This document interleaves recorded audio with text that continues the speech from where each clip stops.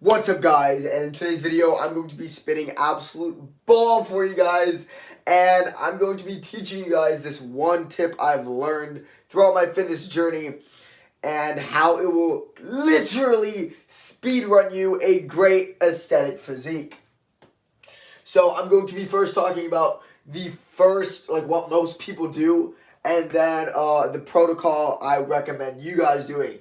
First, what do modern fucking gym goers do? They focus on protein shakes.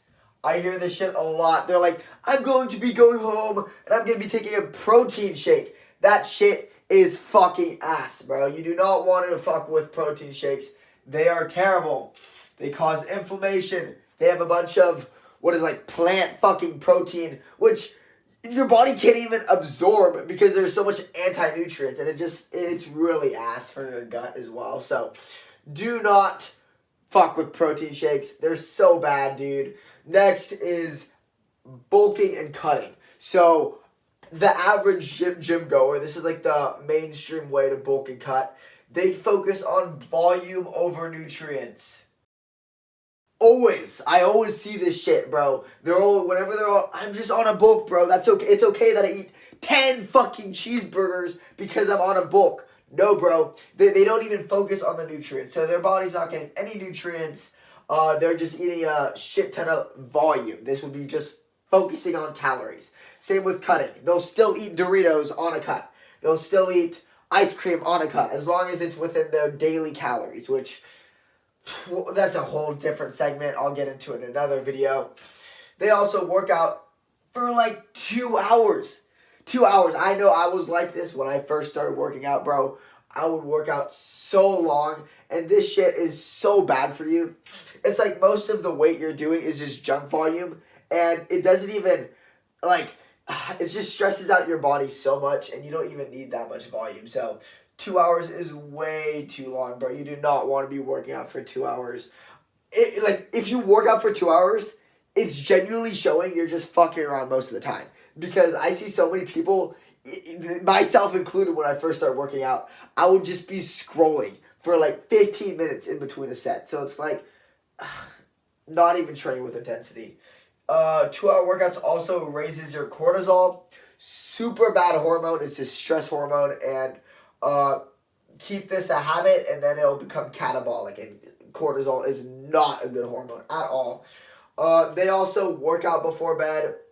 I did do this a lot. I would go home from work, go to the gym for like 3 fucking hours with my dad, and absolutely raise my cortisol, and then I tried to sleep, and then I couldn't sleep. So it's like, working out before bed is not good. Do not do that.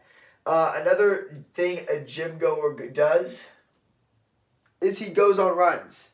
I'm not going to completely shit on running, since I do think sometimes it has its benefits. But most of the time, it just spikes your cortisol, which you don't want to spike your cortisol, dude. I know it's like a meme now, but it is real, dude. You don't want to try to avoid spiking your cortisol at all costs, dude, at all costs. Next, we're going to be talking about what they do when they cut. So when people bulk, they eat whatever the fuck they want. When they cut, what do? They eat whatever the fuck they want. They try to get 100 grams of protein, which is good. Not 100 grams of protein. 1 gram of protein per pound of body weight. That is good. However, most of that, as stated before, it doesn't have enough nutrients. So they will be getting this from cheeseburgers, fucking like macaroni, cheese, hot dogs. That's like not all good stuff. And here's the issue with this regular method. One, they count calories on a day-to-day basis. And by doing that, it literally is so much easier for you to fail. I don't think I've counted calories in a row for more than like a month. I think you could do it. I think if you have discipline, you can fucking do anything if you have discipline. But it makes it so much harder and so much easier to actually fail. For example, let's say you have a 2,000 calorie day. If you go over that, I know when I would go over it, I would be like, fuck it, I'll start tomorrow. And then I just eat whatever the fuck I wanted. But if I really went over it by like 200, and let's say I went on a, or 200, not 2,000, 200, and I went by a week to week basis, it would be so much easier to track it. So like counting day to day is just genuinely bad. Like it's so bad. If you want to be able to eat whatever you want and you want to just track calories to lose weight, then be my guest. I find that so much more difficult.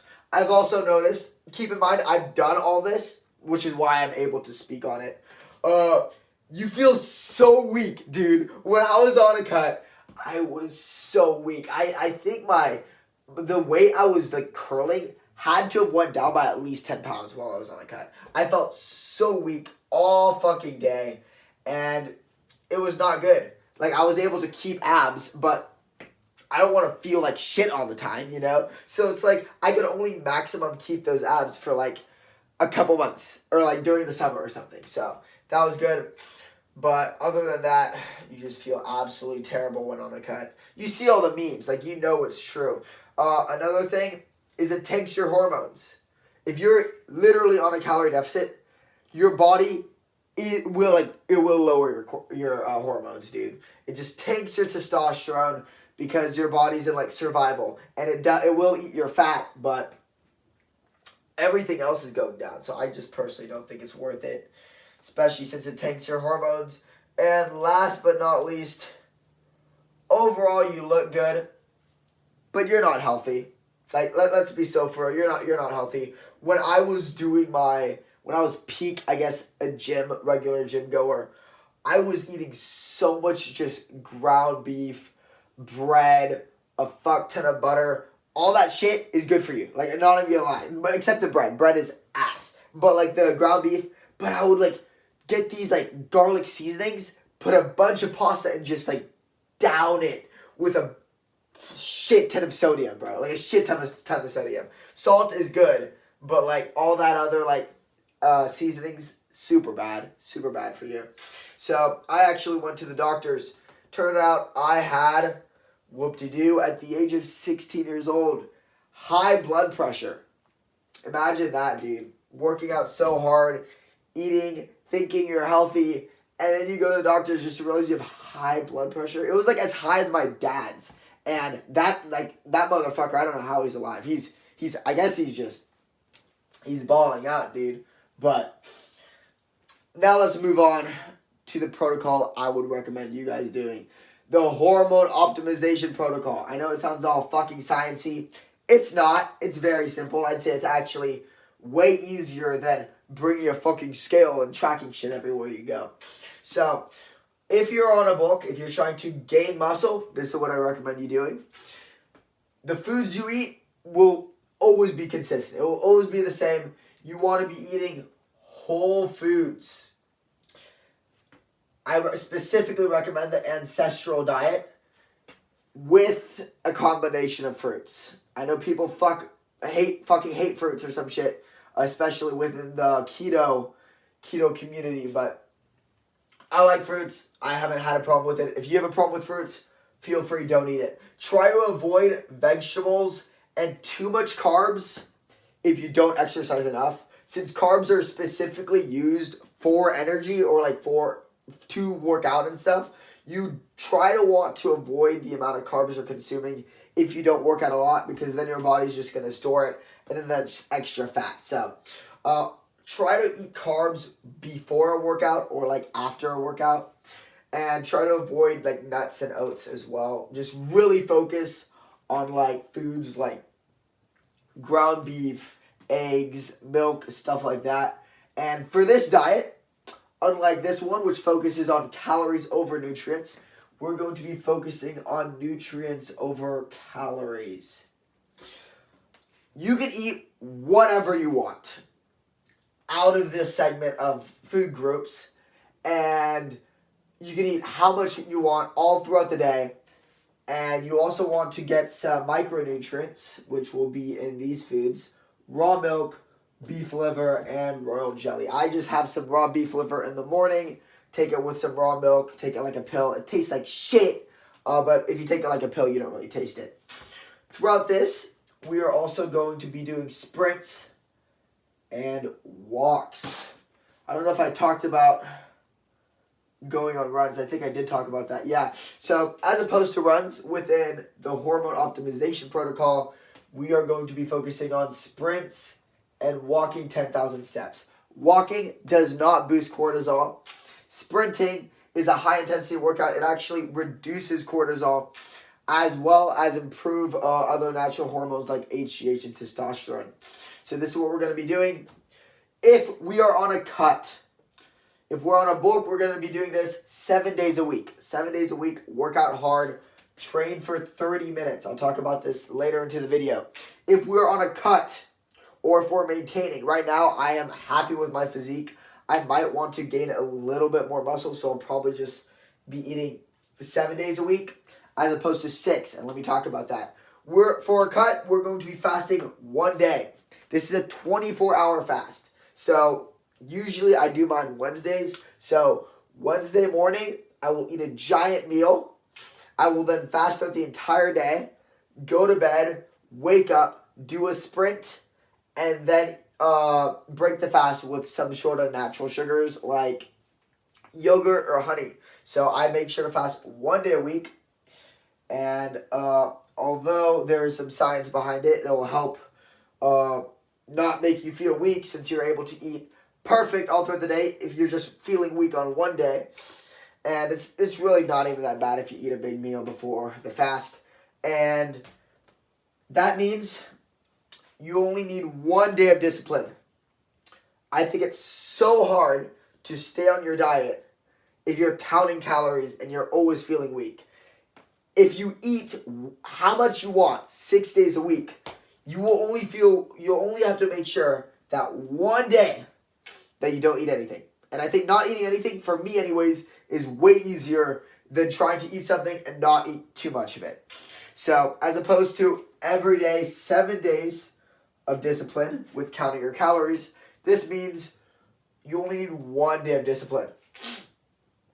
Sorry, my allergies are absolute ass right now. But yeah, so some extras.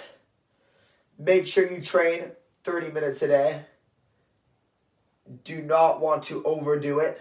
Anything more than like 45, 50 minutes, it's all junk volume. You can train very intense for 30 to 45 minutes and you will get all the amount you'll need for volume and gain muscle. Try to have some natural sugars afterwards, especially if you're working out for 45 minutes. Again, that will help lower your cortisol. And last but not least, very important here, sleep. I literally have an entire video designated to sleep and basically all the tips I'd recommend, how to get perfect 8 hours sleep all the way through the night. And you literally wake up, if you were sore the previous day, you wake up perfect. I'm not even lying, dude. That's how I feel every day. But this is what I'd recommend. Again, I'm not saying the regular way doesn't work. It obviously fucking works. Like Ronnie Coleman, all these motherfuckers, they all did that shit. And they didn't care about the fucking protein shakes causing inflammation. It works. If it works, it works. But for me anyways, this shit is way better. It's way easier. I'll just eat however much I want throughout the entire 6 days, and then 1 day a week I fast for a day, and that just limits my overall calories.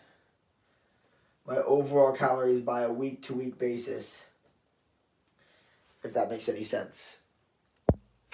So yeah, that's the end of the video, and shit.